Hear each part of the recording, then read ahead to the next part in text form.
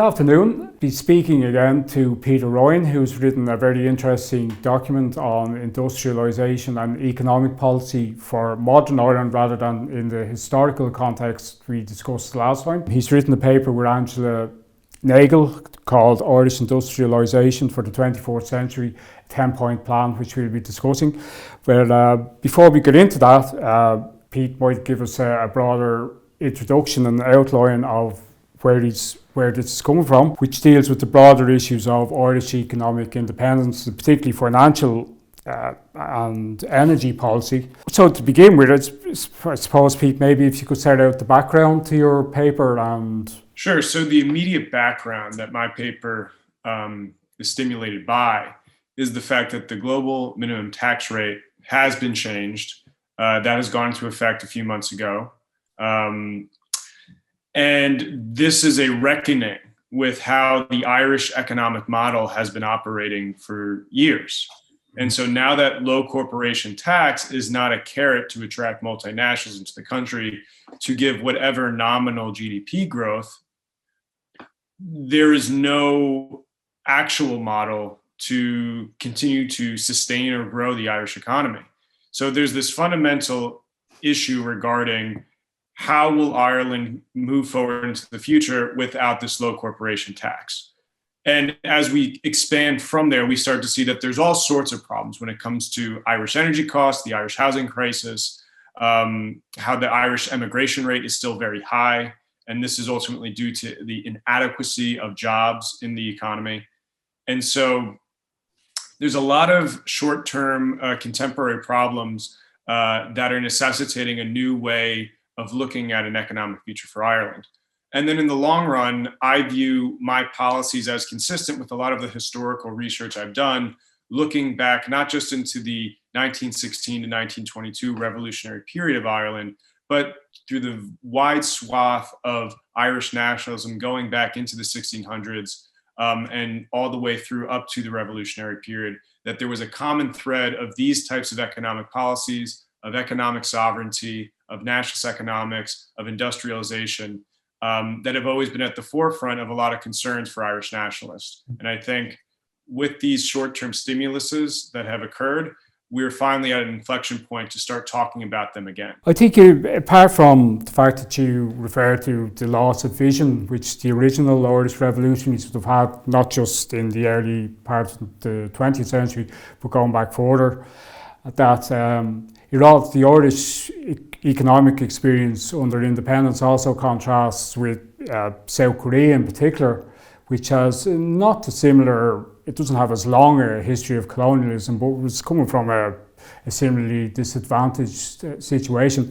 Maybe you could explain, it's similar in population to how the South Koreans managed their independence and constructed an economy that's catering for an actually expanding population, and how that contrasts to what's happened here. Sure. So when Irish economists and Irish policymakers try to think about models and sources to derive insights from, it is incredibly Anglo-centric, not just Anglo-centric when it comes to sort of like, the English-speaking world, or just sort of the dichotomy of America versus, England.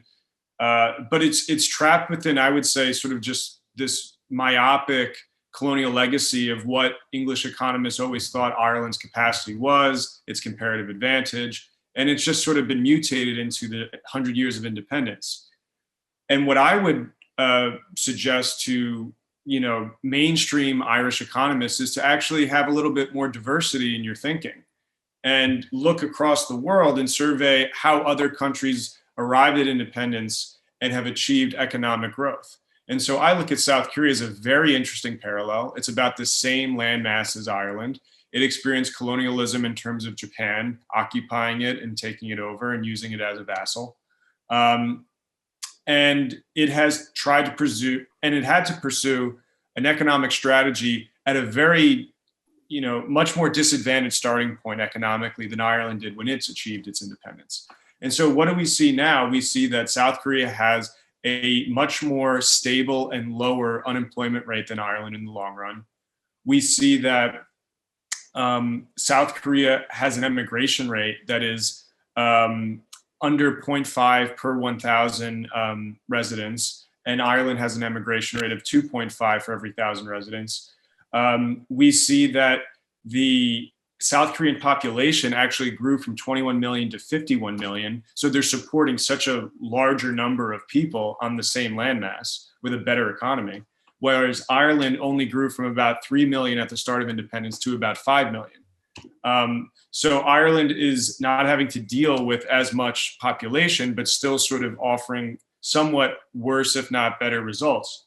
And when you look at the GDP numbers, South Korea has an economy that grew so much faster in such a shorter period of time.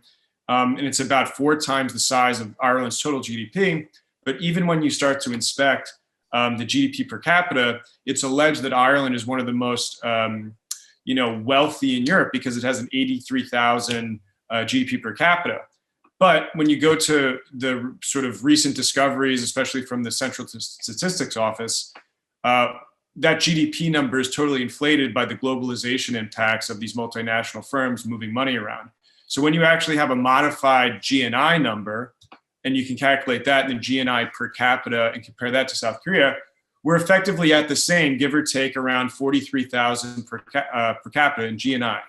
So South Korea is the only metric that Ireland is kind of halfway competitive with South Korea is on GNI per capita. But again, South Korea is dealing with a population of 51 million compared to Ireland's 5 million. It's offering a much more stable and secure economy. And it's a much bigger economy on top of that. So when I look at then, how did South Korea get there? They got there by using a series of nationalist economic policies derived from some of the insights that I draw from, where they look into how can they use the state and the private sector together to collaborate to make sure that there is domestic and native industry in the country. And one thing that fascinates me about South Korea, I wouldn't know a huge amount about it, but something that people like Ray Crotty, who we discussed before, how South Korea was managed to use what was predominantly agricultural economy, how that was transformed into a hugely successful industrial economy without doing what, say, some of the socialist countries had done by expropriating the agricultural land. What mechanisms did the South Koreans use in order to both keep agricultural wealth in the country and also to use agriculture as a basis for wider development? Yeah, so one of the key things that South Korea did was that they got their monetary policy right for the most part. What you could say might be a little bit of a heavy-handed approach and at different times call for different measures. They really controlled what their banking sector was doing and what they were expanding credit for. And so the thing that they were doing specifically for that is making sure that manufacturing industries that they specified that were increasing returns to scale, as in as many inputs that they would put in, they would get more and more outputs. It would have high employment intensity, meaning there'd be a wide amount of jobs available to people. They would be moving up in the value added chain. So eventually those wages would get higher and higher. And they would export to the rest of the world, those manufactured goods. And so what they did was they expanded credit in directed ways that were helping the manufacturing sector. And in terms of their agricultural sector, there's no reason why manufacturing and agriculture cannot symbiotically go together. And in fact, in most cases of successful development, they actually do. And has the agricultural sector changed much? And we often hear people in Ireland saying, oh, we've no choice, we have to have lots of land for cattle to be exported. Same thing that the Irish economy has been doing since the 17th century. Have the Koreans actually, have they found new markets? Have they reoriented? Is there as many people and as much land devoted to agriculture as there was? Yeah, so I would say that on some of those fronts in agriculture, South Korea is not the same like arable land quality as Ireland. There's a lot of mountainous terrain in South Korea, for example, whereas in Ireland there's a very preferable climate with all the grass, especially when you think about grazing for cattle. So South Korea is starting from a little bit different of perspective there. But I would say that when it comes to the Irish, first you have to ask the question of what are the trade-offs here. I think everyone can identify that Irish agriculture has a place, Irish cattle ranching has a place, but do the minority of cattle ranchers get to sort of dictate to the economy to the remaining 5 million population, and especially all of those people that are emigrating out of Ireland because they cannot find adequate jobs? Not everyone's going to be a cattle rancher. The most likely example for most people's wages and jobs are going to be in some sort of manufacturing sector if this plan were to move forward. So I would say there is no reason why there would be sort of a diminishment in Irish agricultural output. In fact, I think there's a lot of ways productivity can go up. But I would say that certainly there may be trade-offs that will have to be made to prioritize the national well-being rather than sort of this continuation of, a minority exploitation. That was one of the kind of the key political aspects of what happened after 1922, wasn't it? That they made the new state made this arrangement with the old ruling class, the banking sector, but also the large agricultural owners, and they kind of stopped the process that had begun in the late 19th century, where the land was being transformed. They said, "Okay, that's finished." They kept the Land Commission continued in operation, but the kind of large-scale transfer of land to smaller working Irish farmers stopped, and they made no attempt to divert the economy from live cattle trade into domestic processing, and that's become a kind of like a national totem now. Nobody would even dare question that. Whereas the Koreans seem to have possibly true to politically, as you referred to earlier, at certain times they didn't have to. They were able to impose a certain model rather than. Yes, I think. What the South Korean example gets at is this general trend within the East Asian tiger economies and sort of the East Asian economic model, which certainly can seem from the West to be a heavy hand. I would say it's more of a healthy, fit hand in state-led development, making sure you can go from peasant subsistence levels in some cases to actual not just, getting people out of poverty, but establishing yourself as a major first world on the global stage.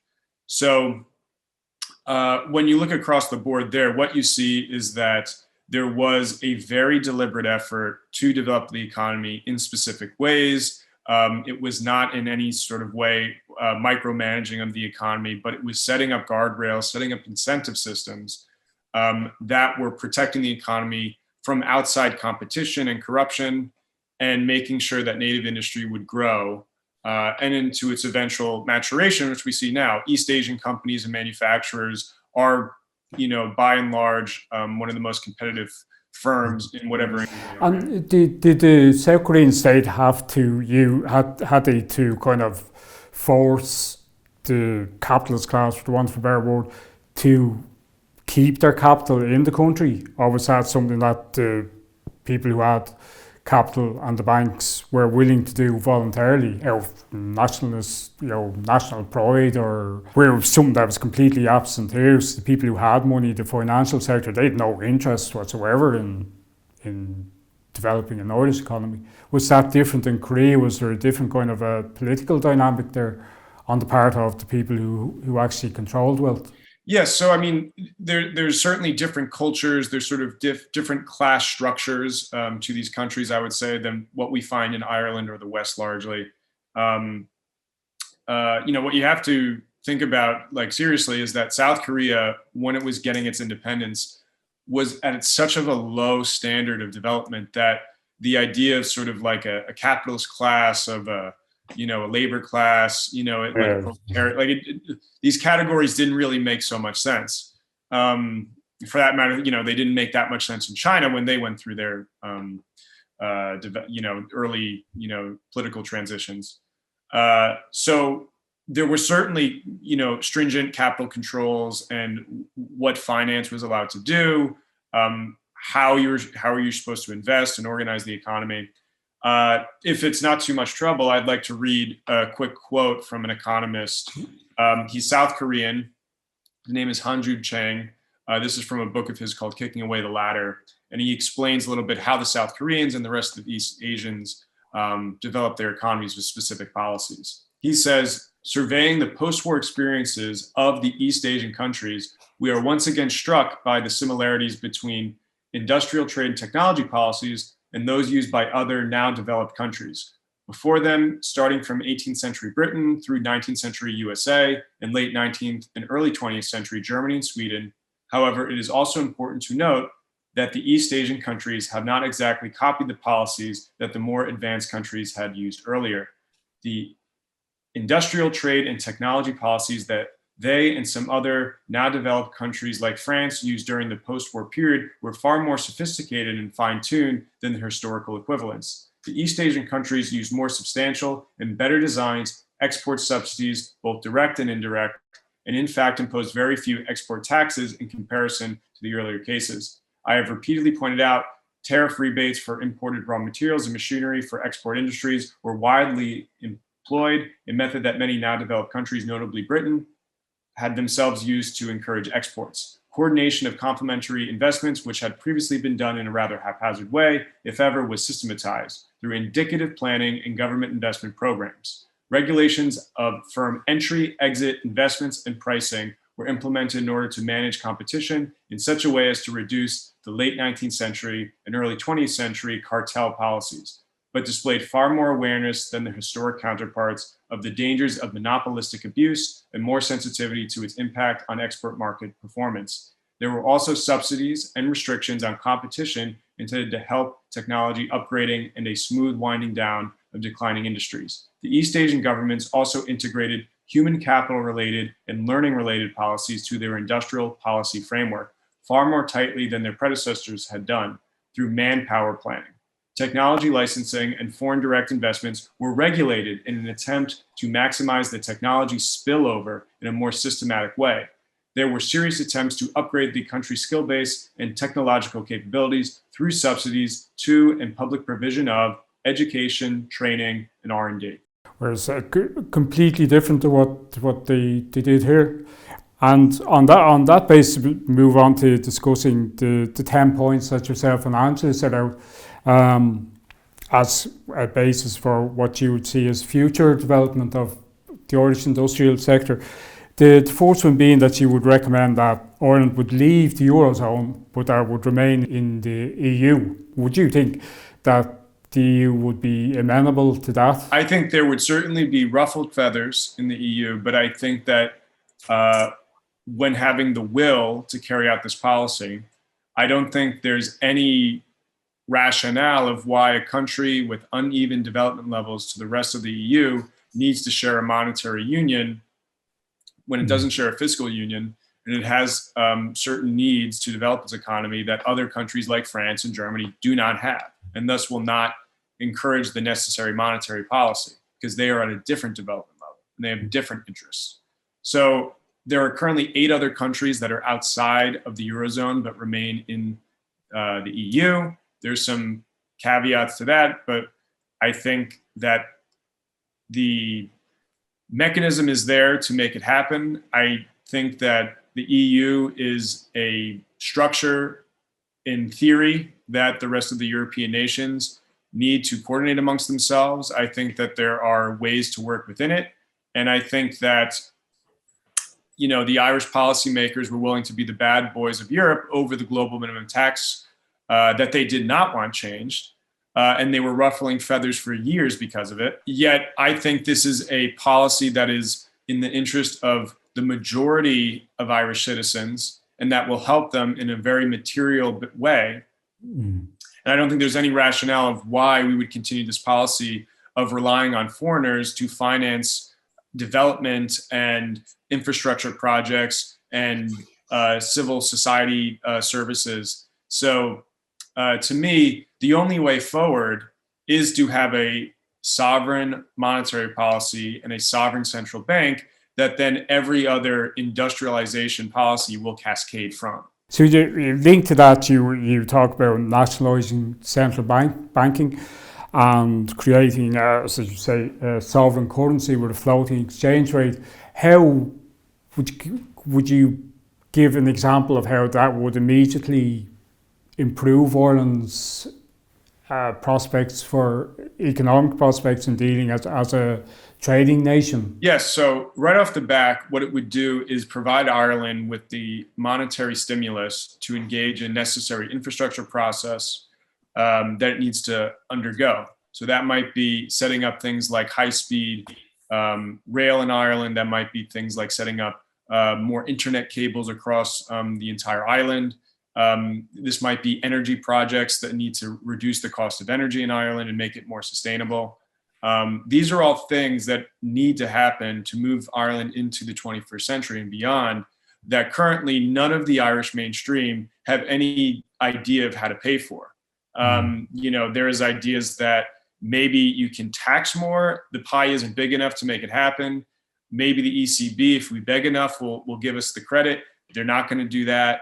Maybe private foreign finance will provide that credit for the Irish to do this. They will not do it, and they will not do it in the way that will be in the national well-being. And how would, given that, if you say Fianna Fáil would have attempted to do that in the 1930s and 40s, and then they gave up in the face of kind of almost blanket refusal on behalf of the financial sector to cooperate, in what way would the Irish state be able to bring that about now, especially given that the control over the Irish economy by corporate capital and corporate finance is probably even greater now than it was in the 20s and 30s.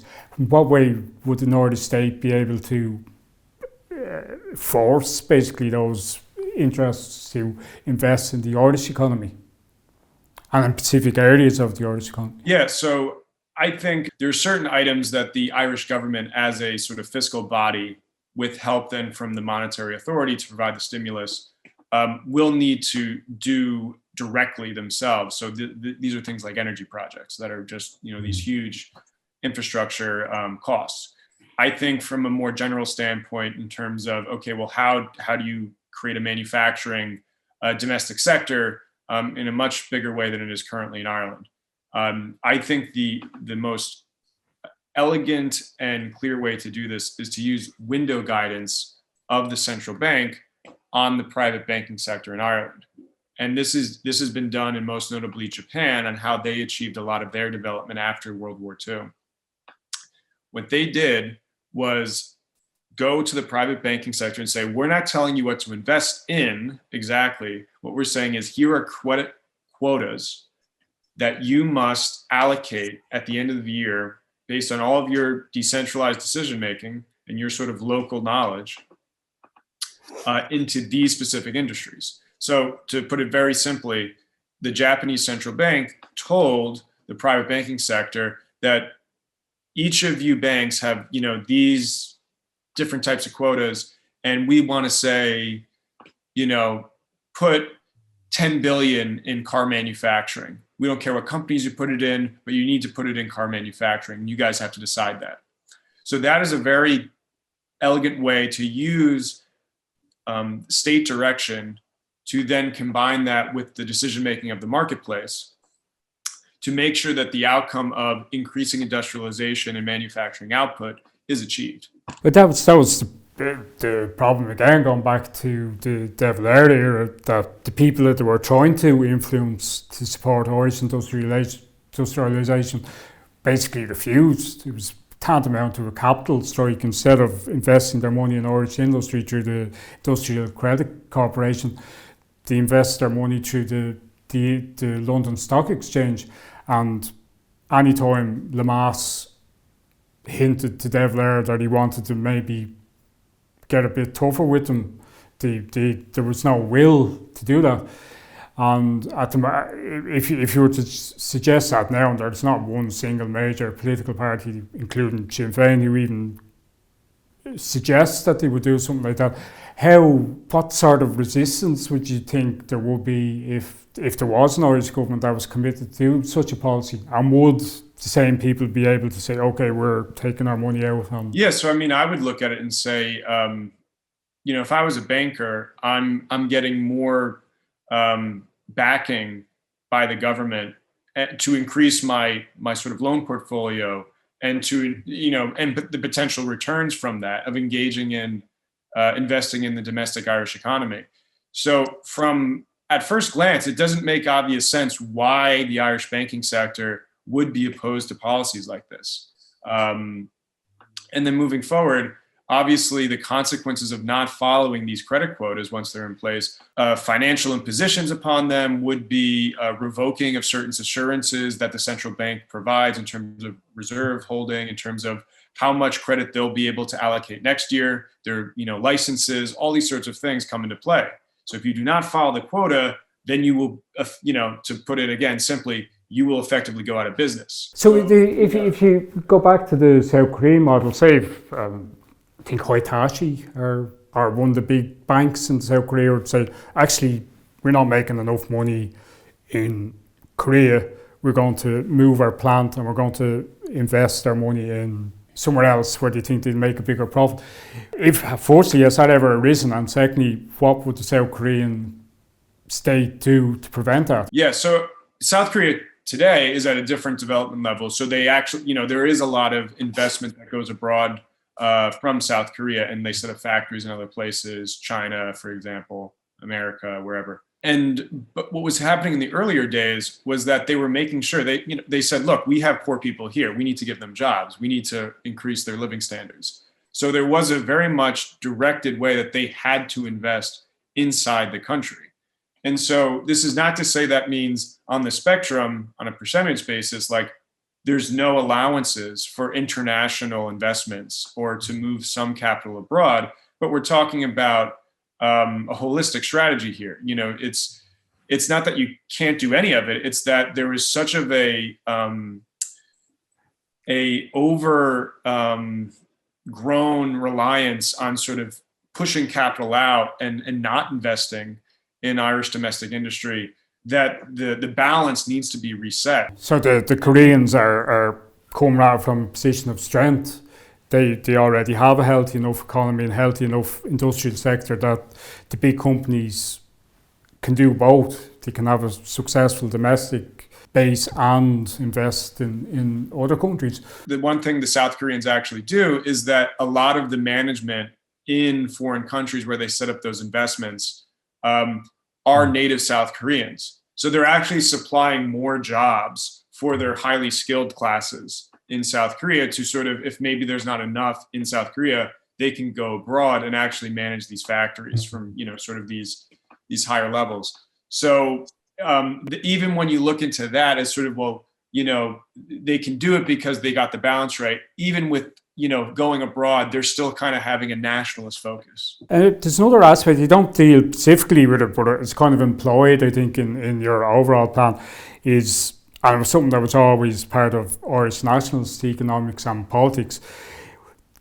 To what extent would you see a new economic approach encouraging regionalisation and decentralisation to get away from, Dublin being this ridiculously huge conurbation on the East Coast where all other peripheral areas are slowly declining? Would that require a different political structure, and what way would you encourage investors? They're always talking about, but if you actually look at Project 2040, and if you do the statistics, even on the best possible interpretation of that, and under their claim to be encouraging regionalisation, Dublin is still going to be vastly disproportionately industrialised and populated compared to the rest of the country. And that's only at a minimal growth that they're envisioning of maybe 2 or 3%, whereas everybody knows it's going to be vastly more than that. So what politically would the Irish state need to do, or in terms of economic policy, to encourage that shift to peripheral areas, for the want of a better word? Yeah, so I think number one, from the fiscal side, from the direct government side, making sure the infrastructure is in place. having high-speed rail to not isolate any region of Ireland and sort of make it this tapestry of connection. Having energy be ubiquitous through Ireland so everything is cheap. Having internet in all places of Ireland so you connect to the modern economy. Going down the list, I think when I talk about finance and monetary policy, again, one of the crucial things is like you don't want to have this monopolization of finance because that's where everything starts. So I would say through the credit quotas that I talked about and through other regulations, there should be this emphasis on decentralized local banking throughout Ireland. And I think by setting that infrastructure up on the banking side, then that enables those banks to fund and allocate credit to small to medium-sized enterprises that are regionally distributed. And so that's a critical element here of you're not just going to say the central bank or three big banks that are located and totally myopically focused on Dublin are going to be doing all this investment and industrializing the country, 3 feet away from them. No, there needs to be this wide distribution of industry, an emphasis on small to medium-sized enterprise, and the effective credit allocation given to them so that they can actually, compete. They need credit to grow. They can't just, be expected to pull themselves up by their bootstraps constantly. That was one of the, during the 1960s when the Gaeltachts were in serious danger of just disappearing altogether through emigration and lack of local employment, that people who were involved in the Gaeltachts said, look, we can talk about this forever and a day. We need practical reasons. And to a certain extent, it was successful. There was a local utilise in Gaeltacht that was set up and there were certain industries were redirected. But it proved that you needed a much greater level of local devolved democracy, local industry cooperatives or private enterprise, whatever, or some state encouragement. But as you say, if it's just somebody sitting in an office saying, ideally we would like there to be more jobs in Donegal, unless you have people in Donegal, local business people, local bankers, and the local community directly involved, you're not going to. And that requires complete mentality change here, which even people, nationalists such as Sinn Féin, who used to espouse that kind of approach, seem to have abandoned it. They said, the best we can do is to make sure that corporate capital and corporate finance deals equitably, and the only mechanism they have to do that is by redistributing tax revenues through social welfare. You rightly identified that as being one of the crucial areas. We do actually have the potential to develop an energy sector, and it's been completely abandoned. So, and you mentioned one of the controversial possibilities, which is nuclear power. Is that how would that work out in terms of costs? Is there a practical alternative in cost-wise? Yeah, so taking at, you can look at this through a few different perspectives. Obviously, within the Irish mainstream discussion, the green agenda is very important. Sustainability is very important. You're not going to get there on wind and solar. Those technologies are inadequate to suffice what the projections are. The only theoretical way that you can attain what the green agenda advocates are talking about is by engaging in serious development of nuclear power, which is one of the most green energy sources we have. And as I say, another main plank is hydroelectric power. And I think Ireland is well suited from a geographic standpoint to facilitate that. And I think that the concerns when it comes to nuclear are overblown. France is a major nuclear power. It's right across the water. Ireland does a lot of trade and all manner of things with France.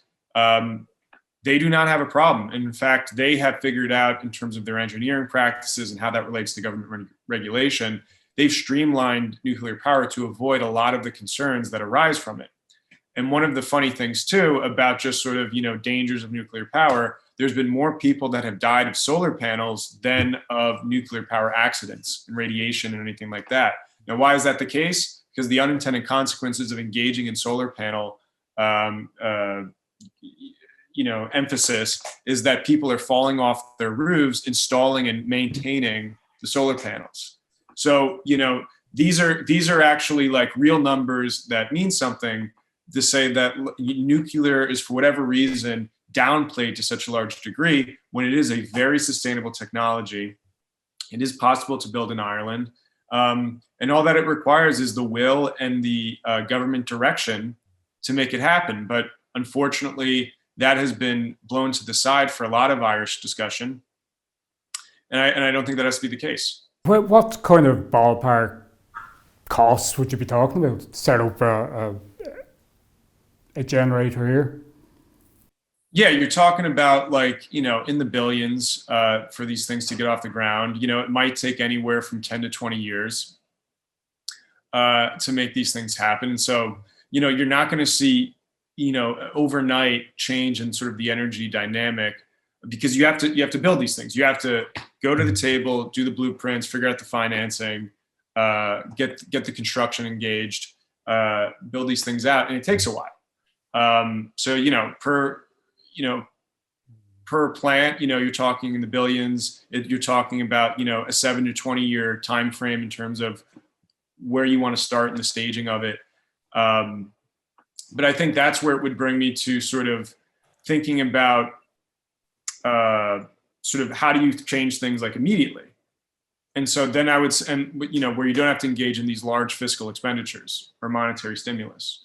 And so you can look at, okay, get rid of all the fossil fuel taxes and any sort of regulation on importing them or whatever. That can change the Irish energy conversation overnight and reduce costs.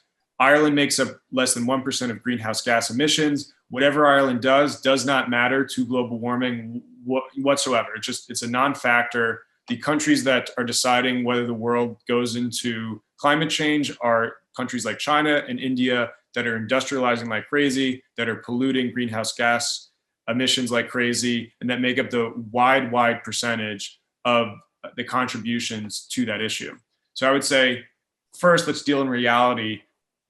The Irish impact on global warming is nil, and there's no reason why, because of that fact, the Irish citizenry needs to go into sort of poverty third world conditions. It's total hypocrisy anyway. When this Celtic interconnector is set up, they're going to be importing nuclear generated electricity at a premium from France. 20 years ago, we're talking about to people from the Norwegian government party when the controversy over the Rossport gas field was on, and they were saying, they were trying to explain how the Norwegians had managed it and their fisheries, because they weren't in the EU, no intentions to join the EU. So we control, it's privately owned, we're not a socialist state, but the state directs how these sectors operate.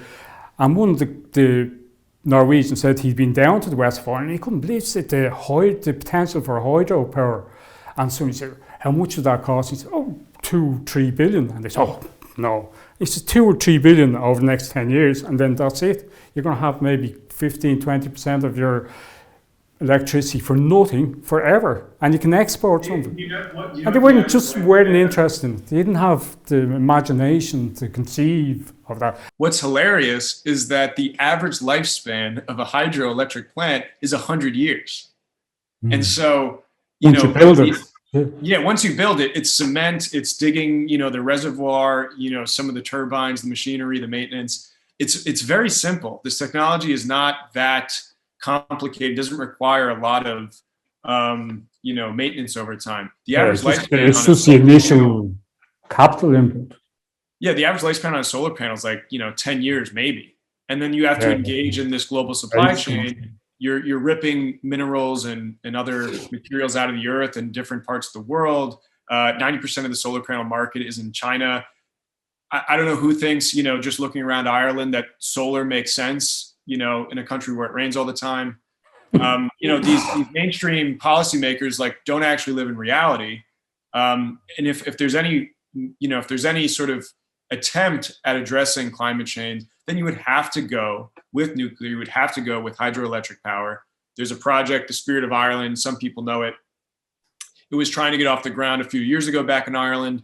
It was going to utilize the Atlantic cliffs as sort of this pump hydro scheme where you would have some wind turbines on the top of the cliffs, intermittently drawing water up into reservoirs. When the wind would stop blowing, you would send water down the chutes to spin the turbines. And that was actually a very attractive project.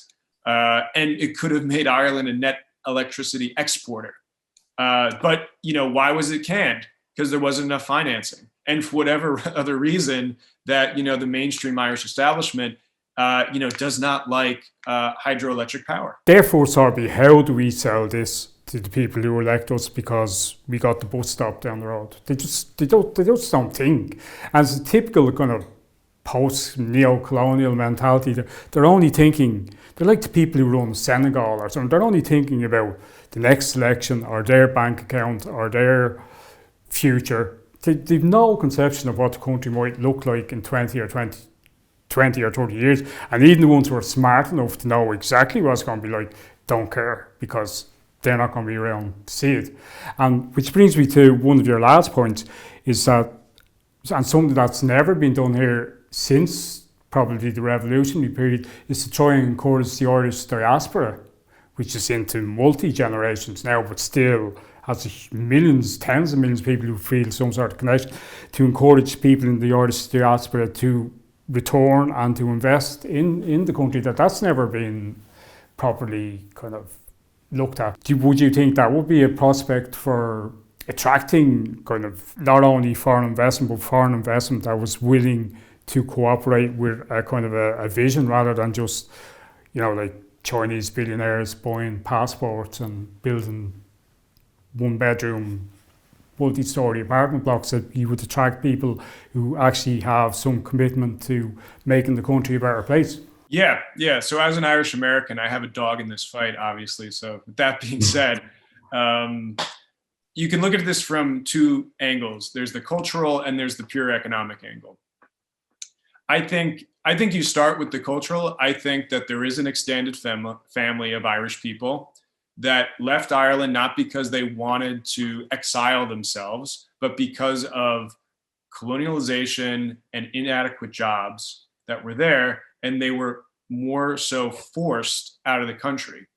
And through the decades, through the centuries, the Irish diaspora in America, in Australia, wherever they may have been, have retained some degree of an Irish identity, whether it be through the maintenance of insular neighborhoods, schools, churches, all of these types of things. And so I think that there is an inheritance that is owed to the extended family of the Irish nation, to return if they would want. Now, I don't think that means, just like anybody walks in, but I think there is a very, very vapid and lacking policy and investment into it of making sure that they're incentivized to come if they want to, that you can find ways that you can integrate them into sort of the wider sphere more. And then from a pure materialistic economic angle, that is the largest estimate that's out there, that's a 70 million population, human capital pool to draw from when it comes to skills that might be needed in an industrial economy, when it comes to liaisons you need for expanding exports in whatever countries of residence that diaspora would be in, when it comes to seeking, whatever degree of investment that you would want to have from foreigners, it makes sense to go to sort of the Irish diaspora of having their interests aligned with the success of the national well-being. And this was somewhat of the policy that first started, FDI in Ireland. There was a degree of kind of finding, these Irish Americans and like convincing them how great Ireland was and getting them to dump a lot of money in. I believe Jack Welch of GE was, one of the principal, avatars of this type of approach. So I think that from a cultural level, there is certainly an inheritance that should be honored. From a economic angle, I think there's tons of spillover that will occur if you actually engage in the full spectrum of, citizens returning, having the right to return, or from just having an increased empathy and engagement with residents of other countries. Well, I think that's probably an optimistic note to conclude on. So just like to thank you again. It's been very interesting, and hopefully be reading it in a book form at some stage. Yes, definitely more articles that explain more of the details in the coming months as we go forward. Particularly fascinating here because there's very, very few people. So it was mentioned in our last interview, I remember coming across Ray Crotty. Des Fennell would be another one, small number of Irish intellectuals who were still thinking the way that the original revolutionaries did, and they were just completely ignored. And so I think you're certainly helping to keep that tradition alive, and hopefully it'll find some sort of resonance here at some stage, and that it does come to be expressed in some kind of new direction politically and economically. Yes, I hope so too. And I encourage everyone to read what these actual revolutionaries said on economics and understand how that connects to the wider world of proper economic development and sustainability. Because the current neoliberal model that Ireland engages in and cannot think itself out of is not in the best interest long term for the Irish nation.